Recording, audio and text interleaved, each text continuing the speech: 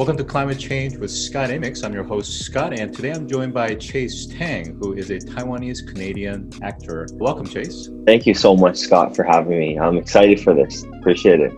All right. So I think in one of the prior articles that I read, you mentioned that you first stepped into a acting class was back in 2016. And soon after that, you start to show up in TV series like The Scariest Night of My Life, View, Slasher, Solstice, as well as now Jupiter Legacy. What was that journey like? And specifically, when did you realize this was something that you wanted to do? I came into acting much later than majority of people, like way later. And so I worked in the corp world before all this, and then so I had so things were going okay in the corp world, and then I plateaued a little bit. So I just wanted to try something a little different. And then I took my first acting class. It was May of 2016, and then it was definitely not smooth. It was a struggle for many years, and like getting an agent was a very big struggle. So it looks, the fact that I've been at it for less than 4 years, and it seems like I'm picking up a little bit of momentum. It looks like as if it's everything happened very quickly, but it was really all within the last 6 months, I would say. So prior to the 6 months, I was like didn't really have much of anything going on, and it was literally just 6 months ago. So I think this industry really is, things can happen very quickly, or sometimes they can never happen. So I was very fortunate that 6 months ago, I caught a break with Jupiter's Legacy, and then from that it led to a whole bunch of other stuff. But it hasn't been like easy. It's been it's been a challenge for sure. Yeah, I think you make a really excellent point is that people look at your career and they think, wow, just like Hmm. 4 years or Hmm. less, Hmm. Chase just skyrocketed and now he's on Hmm. a fairly big TV show. Hmm. Talk a little bit about what you thought about the acting career going into it versus what kind of you learn and the reality that's kind of settling in for you now. I knew that I knew it wasn't going to be easy when I went into it, because I was a bit older. I already had a lot of experience working in the corp world, so I already prepared myself emotionally and most important financially. Just I went into it really, you know, um, kind of like as a career transition. I knew that I had to do things very smart, so I really prepared myself well, and I really went in there kind of expecting the worst and expecting things to be very hard, and it ended up being even a lot harder than I thought. Mm. So like I knew it wasn't going to be smooth, but how difficult it was beyond what I thought it was going to be hard, but it was even harder. So I definitely prepared for a very long time when I made that transition in, and but still there's still so many things that at that time, like the last 3 4 years, that really surprised me, and just how much obstacles you're up against, and like when you think things are kind of going well, and then you kind of hit another obstacle. So yeah, it's constant. Well, we're going to come back to that because I think it Sure. requires a little bit more time to unpack it. But let's talk a little bit about your current role on Jupiter's Legacy. Uh, who do you play? What's your role? And then specifically, what does it symbolize for you?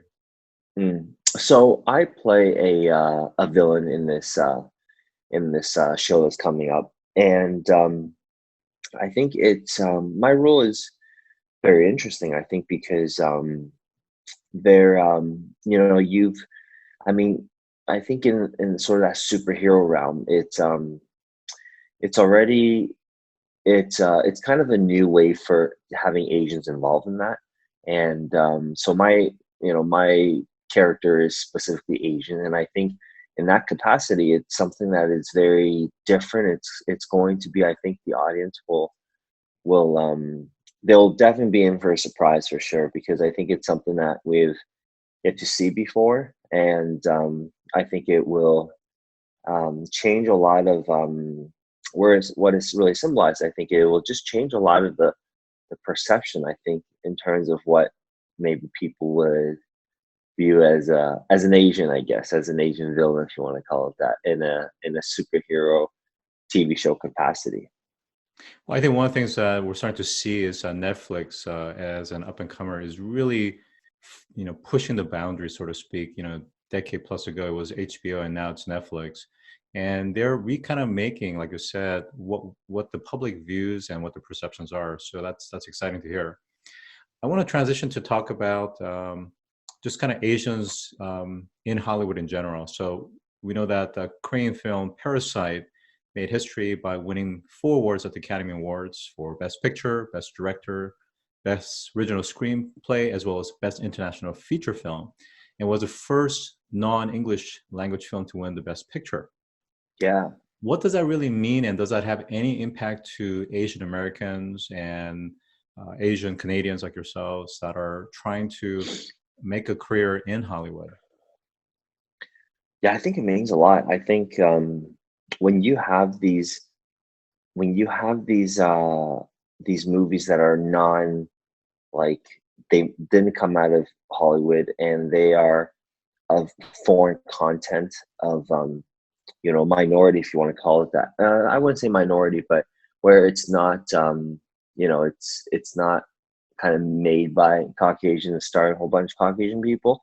I think it's always I think it always catches people's eyes and stuff, whether it's a film from like India or from Asia, whatever. And I think it's so the fact that this one, it won so many awards and at such a large scale in Hollywood, I think it's like, this is only, I think, in terms of sort of Asians or diversity making stride, I feel like this one was a very big step. This was like, I think there's been little, a couple of like small wins with Crazy Rich Asian a couple of years ago. I think winning one of the best, highest grossing comedy or some romantic comedy in the last 10 or 20 years or something. And then, but for this one to win the award at such a prestige level, right in Hollywood, I think this is like, I can't really say it's going to open doors, but I feel like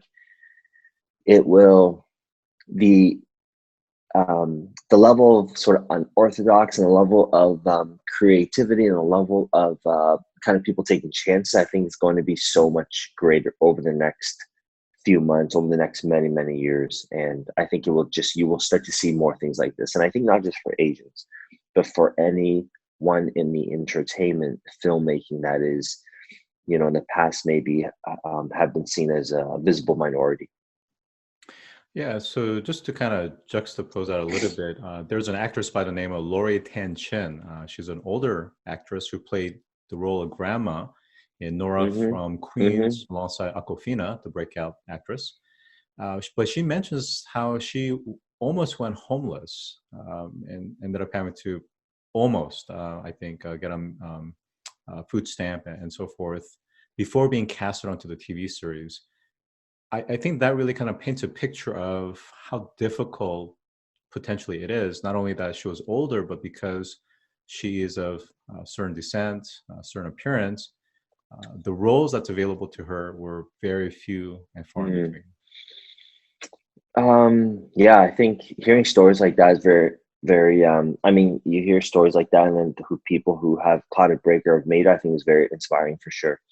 I think, I think, one of the hard things I think about when you're saying about how difficult it is to make it, I think it's, as an actor or as an entertainer, you sort of need to give yourself full-time availability or full-time, like, you need to sort of be ready for opportunities or for auditions or castings in the drop of a hat. If you're with a good agency, they kind of expect that from you.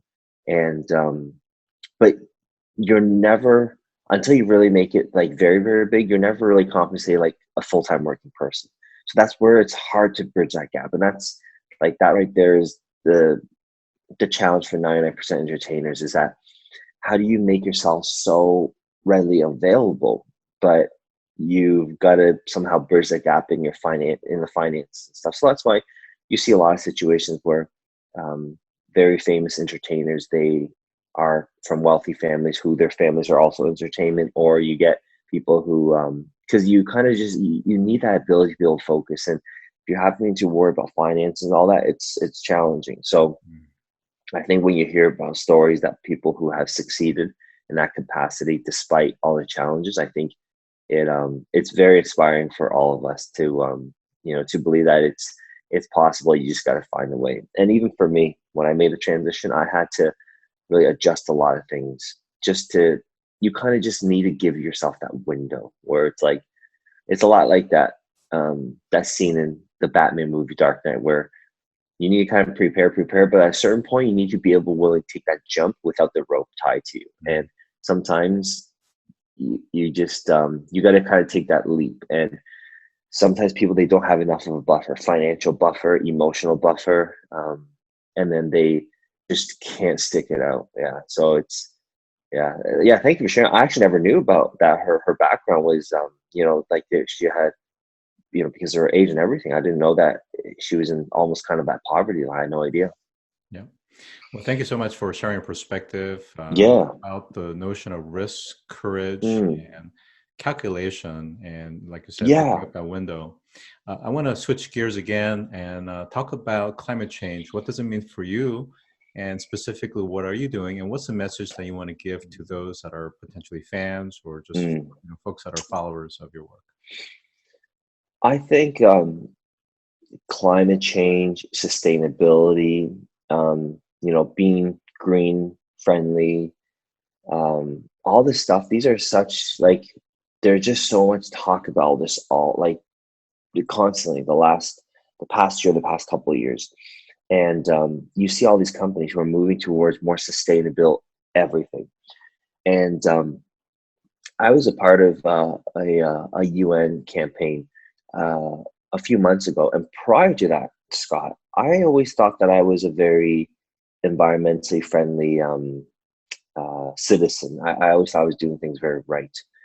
But I realized that there was a lot of, it was kind of like the effort was there, but the the know-how wasn't quite there. So I thought I was doing everything to the best of, like, I thought the fact that I drank, 10, 12 bottles of water a day and I put the bottles into the recycling bin, I was doing a great thing. But I was literally contributing to the use of crazy amount of recycling. And just small things like that, where I thought just because I was kind of following the rules that I was maybe helping the environment in terms of recycling and all that. But there's so many things that I didn't know about. And then when I kind of looked further and was a part of the campaign, I realized that there's so much stuff that you can do to help the environment. And one of the big things is just reduction of plastic, like just how quickly these things add up. So I would say the biggest thing is I own a home in Canada, and right now I'm in LA. But I remember for like the last couple of years, whenever it was like recycling day, it wasn't uncommon for me to have like two large bins of like plastic waste. And now I feel like my plastic waste bin is like, sometimes it's like maybe a quarter of a bin, from like two bins, and like two large bins, like humongous, like almost those those big bins that you would get like at a, but now it's come down to literally like a quarter of one. So so I've completely reduced my plastic use. And then there's a lot of smaller other things like the consumption of water, and then there's a few other things. But yeah, that's one of the big ones that really stood out. Is like, I'm 31, and for the longest time I thought I was like the best environmental person because I was just always so diligent with putting plastic here and recycling everything. But I didn't realize just how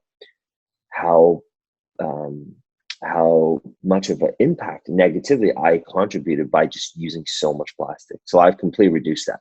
And I think the biggest message that I want to tell people is that, like, by making that adjustment, just that mental like adjustment, and then making little slight changes, your life doesn't even change. Like, literally nothing becomes more inconvenient or whatever it is. But if, let's say, like, you get 1 billion people or 2 billion people, or just every other person does that, it will be crazy how much we can change the world. So I think that's the thing that excites me, is the fact that, like, I'm the kind of person where I'm a bit of a creature of habit. So when I make changes, it's usually like, it will, like, it kind of throws off my routine. But this one was literally like, it was almost as if I have this couch in my living room and I just moved it like an inch to the left. Like it's like nothing, you know. And I think when people make these um, plastic waste reduction changes, they will notice that. It's like you don't notice it. It's yeah. So sorry, I was kind of talking because this is something that I was very passionate about, just because of how easy it is to do that and how big of an impact you can make. You know, like one person just reducing their plastic, you times that over how many billion people around the world. Like we could do some massive changes for sure. I really appreciate the way you've approached this problem, because I think many times there is, in fact, a voice out there, a movement that advocates that we stop taking airplanes, we stop driving altogether, maybe just walk or bike completely. And I think there's sometimes when we do present those extremes, while they are incredibly beneficial and justified, it just is not practical for everyone to be able to travel across continents using Yep. sailboats or other means that doesn't require a tremendous amount of oil and gas. Sailboat, I love it. Yeah. So the fact that you're making it very bite-sized, and it's this notion of subtle mental shift in those Yeah. small changes in aggregate does make a big difference and Yeah, contributes to the absolutely. circular economy, which is really what you're referring to, that Yeah. contributes to the sustainability and the conservation of the planet. So thanks Yeah. for that. Yeah. Yeah. And I mean, when I transitioned to acting, I had to like I made drastic changes in my diet and my health and everything. And so I'm very, I would say, like I'm all about trying to make small changes, but you get the biggest impact, you know. And so I know when you're talking about like people, they're like, you know, don't take planes. Like, I mean, this kind of stuff. Can you imagine if somebody's constantly traveling? Like you say that to them, they like you would just lose them in a heartbeat. You would lose their ear, you know. And I think it's just I just know that if people are just open to it, just kind of understand the concept of just how reducing plastic, how big of an impact you can make, but how small of an adjustment you need to make to do that. And it's like, oh my God, like, you know, and I think they will also, and I've been very fortunate where I've had a good following and, you know, but I know if a lot of people were to make the adjustments, they would start preaching it to other people, like all their family and friends and everyone who does follow them. They will be like, hey, listen, it's so easy. Like you literally just do this. It's like nothing, you know? So I'm always big on just like all about doing things easy and something that doesn't cause friction in your everyday life. So, this theme that I'm hearing today is around kind of change and change in self-perception, change in perception of Asian American actors, from an industry perspective, changing the way we view our behavior, how we consume, Mm-hmm. how we recycle, Mm-hmm. how we live, and still maintain more or less same standard of living without really a huge impact for Mm-hmm. those adjustments. Let's talk about change in a kind of a different way. In this current time frame, coronavirus is a pretty big headline. It's pretty much everywhere. You can't escape it if you're reading any type of news feeds. What is your perspective on how this disease is giving rise to racism and public hate crimes? And it really doesn't matter if you're Chinese or have even traveled to and from Mm-hmm. Wuhan. Mm-hmm. It's the fact that Yeah. you're of certain descent, Yeah. we're potentially targets. Yeah, I think it's so unfortunate that, I mean, first of all, you know, God bless the people who have been affected. I feel like, you know, I can only empathize if I was in their shoes where, you know, either you or your family member or someone, I think, you know, hopefully the people who pass away, God bless their soul, and the people who are still ill from it, hopefully they can get well soon. Because I think it would be scary. I mean, if I ever had gotten it, I feel like I would be, you know, it would cause a lot of stress for sure. And I think, um, you know, from something like this coming in and the news kind of just talking about all the time, like pretty much 3 to 4 weeks ago, and even till now, but it was probably at its prime like 3 or 4 weeks ago. I think the like I think I even sort of felt, how would I say it, like a lot of the racism. I can kind of see how people who are of not non-Asian descent would be, um have prejudiced thoughts towards Asians, or going to places that are Asian, or anyone who looks like they're Asian, like they would start to, you know, be a little bit racist. I know that um, when the whole news was reporting to the most severe max, I was very paranoid myself, and I would say that I was paranoid to the level of where every single Asian person I was like, oh my god, has coronavirus. But it was just, I was paranoid to the point where I almost didn't really want to leave my house for a couple of days, and like just very, very stiff. And usually I'm a really positive, upbeat, like kind of a risk taking type of a person. But I was just, and I think also with the Kobe Bryant situation, that was a bit of a bummer too. But I remember those 2 days, I was just so down. Didn't have energy, really, mental motivation to do anything. And so that was me being an Asian person. And I was just everything that was going on around the news. So it doesn't surprise me that, racism was sort of born out of that, because like I'm of Asian descent, and I know that I was just wanting to just keep to myself. I just didn't want to go out in the public. I didn't want to, and I was in Canada at that time. So it was kind of a lower risk place. And I think we had maybe a few people in all of Toronto that would have had that. Not a lot. So I was even just being extra, extra cautious. And whether it was necessary, I don't know. But I can tell you is that I remember Monday and Tuesday, I was so paranoid. And then by Wednesday, it was like a night and day shift. Like I left the house and I felt great and everything was different. So, yeah, I think it's unfortunate there's racism in this, but I can say that I think the news, the media, it doesn't help, because they do make it seem like it's coming to the end of the world. They make it seem like, and it's unfortunate, because like they need to report on more things, like people who have been affected and they are healing on their own and they're getting a little bit better. Like, sure, there are cases where people have passed away and died, but by focusing on this kind of stuff, it's not going to help. We've got to kind of look at some of the situations that are more positive, and people who have, because will be people who have died from it, but what about the people who have been diagnosed and been able to heal? And I think if there is more of these examples, I think a lot of the racism would be a lot less, because instead they would say there's hope, this is a curable disease, just your body's immune system. But it's so unfortunate that it's gotten to this point where I know there's some kids where they would go to school, if they're of Asian, like people would call them names, or just, yeah, I think it's so terrible. Well, just to inject a little bit of facts, is that I think the latest report is more than 80% of those that are affected have healed, and many of them have had very minor, almost very little noticeable symptoms. So what it's showing is that it's the healing rate, or inversely the death rate relative to the actual affected, is it's skewed. So I think we have to look at it from that kind of factual perspective. The other thing that I want to point out, which again, kind of trying to find that correlation between your acting career and some of the things that's happening around us that we don't have control, is that there are things that gets kind of imposed from an external perspective. The number of casting calls, and whether they choose to accept you into a certain role, and certainly whether we go outside and we get affected by a viral disease or not. These are things that we can't really control to a great extent.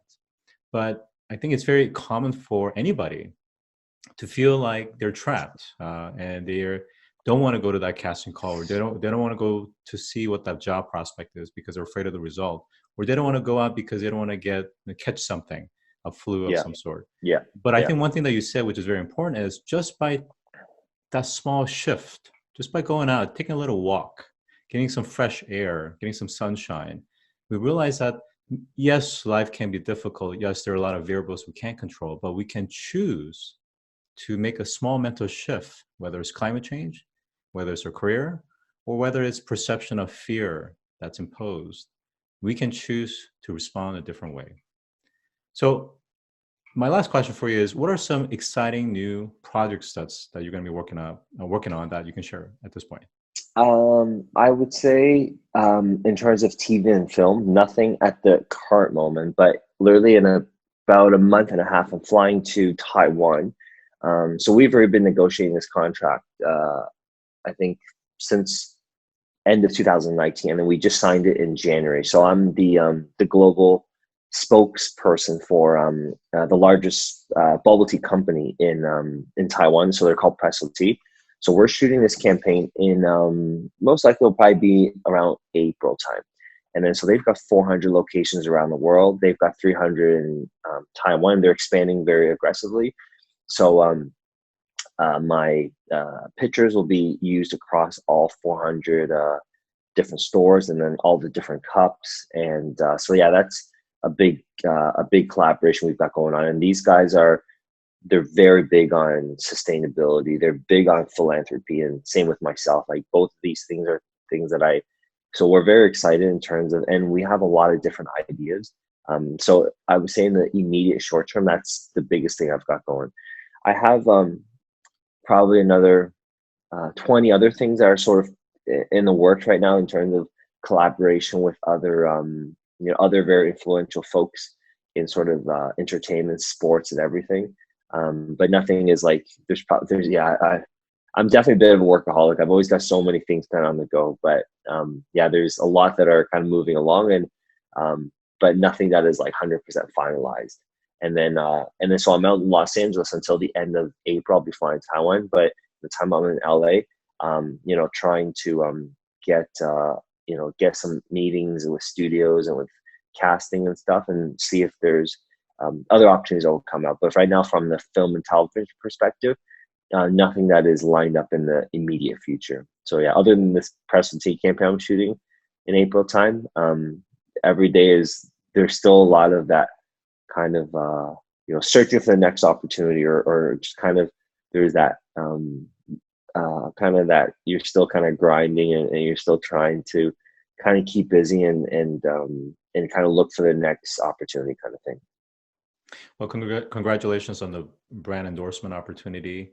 Thank you. Thank you so much for just a very interesting, variety of topics that we covered, and for your openness and transparency for that. So today I've been joined by Chase Tang, who is a Taiwanese-Canadian actor. Thanks for joining today.